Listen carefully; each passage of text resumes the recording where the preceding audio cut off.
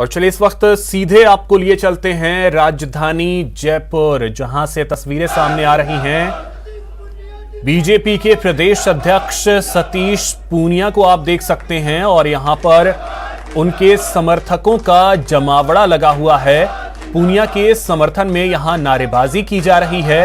दरअसल आपको बता दें कि सतीश पूनिया पर बूंदी में उनकी गाड़ी पर हमला किया गया और इस दौरान उनके कार का जो वाइपर था उसे तोड़ दिया गया।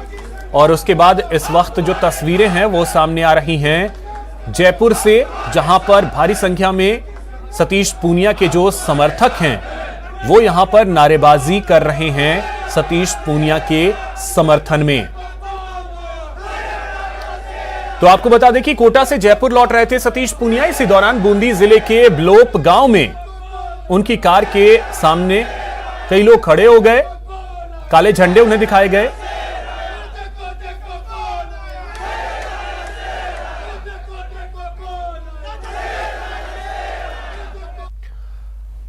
और इसी बीच एक बड़ी खबर आपको बता दें, बाड़मेर से यह खबर है जहां पर नशे पर नकेल कसी गई है। एसओजी की टीम ने इस बड़ी कार्रवाई को अंजाम दिया है और आपको बता दें यहां पर हेरोइन की खेप पकड़ी गई है। बॉर्डर के पास से 14 किलो हेरोइन बरामद हुई है। गागरिया सरहद पर यह कार्रवाई की गई है। पुलिस और एसओजी की संयुक्त कार्रवाई देखने को मिली है। यह बड़ी खबर आपको बता दें बाड़मेर से, जहां पर 14 किलो हेरोइन बरामद की गई है।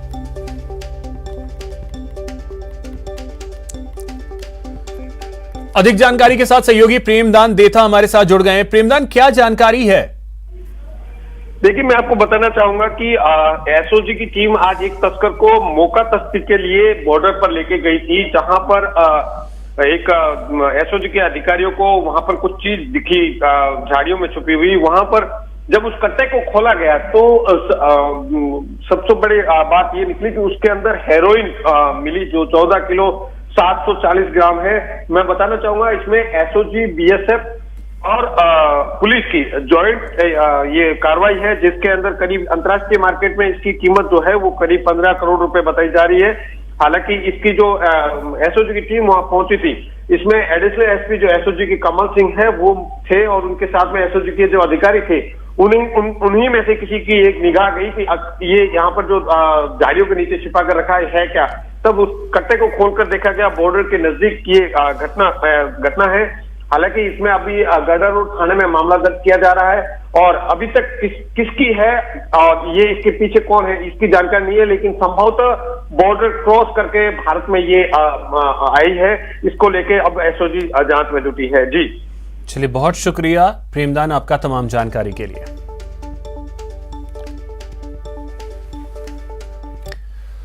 और इसी बीच एक और बड़ी खबर आपको बता दें, कांग्रेस विधायक दल की बैठक निरस्त कर दी गई है। आज ये बैठक नहीं होगी। जयपुर में ये बैठक होने वाली थी, चिंतन शिविर। अब जो जानकारी मिल रही है, कल होगा चिंतन शिविर। मुख्यमंत्री अशोक गहलोत देर रात होटल पहुंचेंगे, ये भी जानकारी मिल रही है, लेकिन जो चिंतन शिविर है वो अब कल होगा। ये बड़ी खबर इस वक्त की आपको बता दें, जयपुर में कांग्रेस विधायकों की बैठक होने वाली थी। इसमें जो निर्दलीय विधायक हैं वो भी शामिल होने वाले थे, लेकिन अभी अब ये जानकारी निकल करके ये सामने आ रही है कि अब ये बैठक आज नहीं होगी। अब ये जो बैठक और चिंतन शिविर है वो कल होगी।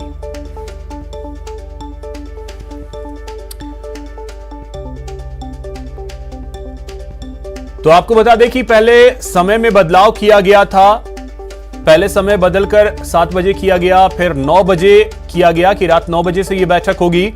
लेकिन अभी अब ये जानकारी मिली है कि यह बैठक अब फिलहाल आज के लिए टाल दी गई है। यह बैठक जो है वो अब कल होगी। तो जयपुर में कांग्रेस का चिंतन शिविर, जिसमें कांग्रेस के तमाम विधायक, इसके अलावा जो निर्दलीय विधायक हैं वो भी इस बैठक में शामिल होने वाले थे, लेकिन अब इस बैठक को फिलहाल के लिए, आज के लिए टाल दिया गया है। अब यह बैठक जो है वो कल होगी।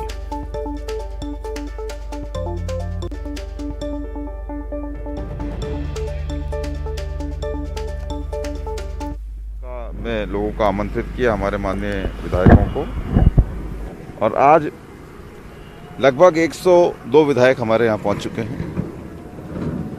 3-4 विधायक और, चूँकि आप जानते हैं पंजाब में, उत्तर प्रदेश में, उत्तराखंड में चुनाव है, तो उनको पहुँचने में कुछ विलम्ब हो रहा है। सुबह तक वो लोग भी आ जाएंगे।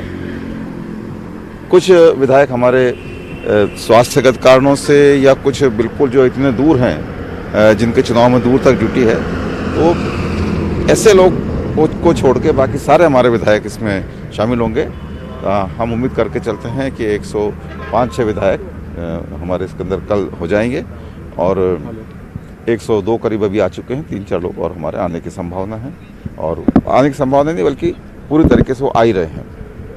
आज का कार्यक्रम हमारा था, विशेष रूप से हमने एक कल्चरल कह लें कि एक शैक्षणिक कवि सम्मेलन कह लें, वो हमने रखा था उसकी शुरुआत करने के लिए। लेकिन जैसा कि सब जानते हैं कि भारत रत्न लता जी का देहावसान होने के कारण से और उनके शोक होने के कारण से वो कार्यक्रम हमने आज का नहीं रखा। कल से हम अपनी मीटिंग शुरू करेंगे।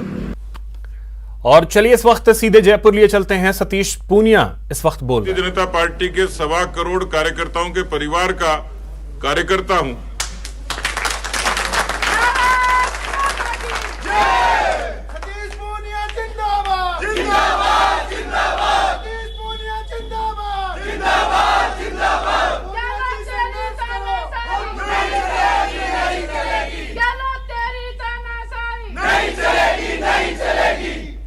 मैंने अपने जीवन में शायद किसी को अबे भी नहीं कहा, दुश्मन को भी, और दुश्मन को भी हमेशा इज्जत और सम्मान दिया है। ये बात समझ से परी थी कि आज ऐसा क्या हुआ कि उनके 200-300 कार्यकर्ता मेन हाईवे को रोक के और उसके बाद केवल मुझे टारगेट करके, हाथ में उनके डंडे भी थे, पत्थर भी थे, मुझे गाड़ी से जबरन उतारने की कोशिश की, मेरी गनमैन के साथ धक्का मुक्की की, उनकी पिस्टल छीलने की कोशिश की, जो कर सकते थे वो सब किया। पर हमारे धैर्य और संयम की परीक्षा थी और हम सकते में थे कि क्या किया जाए। तो हमने अपने आप को भगवान के भरोसे छोड़ दिया कि जो होगा देखा जाएगा। हम यदि प्रतिकार करते तो भी मुश्किल होता, और हमने बहुत विनम्रता से, सहजता से लगभग आधे घंटे उनके इस तांडव को महसूस किया। आप कल्पना कर सकते हो, केवल 4 लोग हम, और मैंने कभी सुरक्षा की मांग नहीं की, कभी जरूरत नहीं समझी, क्योंकि सुरक्षा की उनकी आवश्यकता उन लोगों को होती है जिनके घर शीशे के होते हैं। तो मैं तो सहज भाव से कार्यकर्ता की तरह अपनी अकेली गाड़ी से संवेदना के लिए, हमारी विधायक हैं कल्पना राजे जी, उनके ससुर एक्सपायर हुए थे, वहां सामान्य तौर पर बैठने के लिए गया था। और वापस जब कोटा से जयपुर लौट रहा था तो बड़गांव के पास में, बड़गांव है शेखावाटी होटल, उसके पास एकदम से वो वीडियो आपने देखे होंगे, विरोध भी होता है, नारेबाजी भी होती है, काले झंडे भी दिखाए जाते हैं, पर बात का होता है किसी न किसी कारण से होता है। अकारण विरोध पहला, और दूसरा जिस ढंग से गाड़ी। तो चलिए फिलहाल इतना ही। नमस्कार।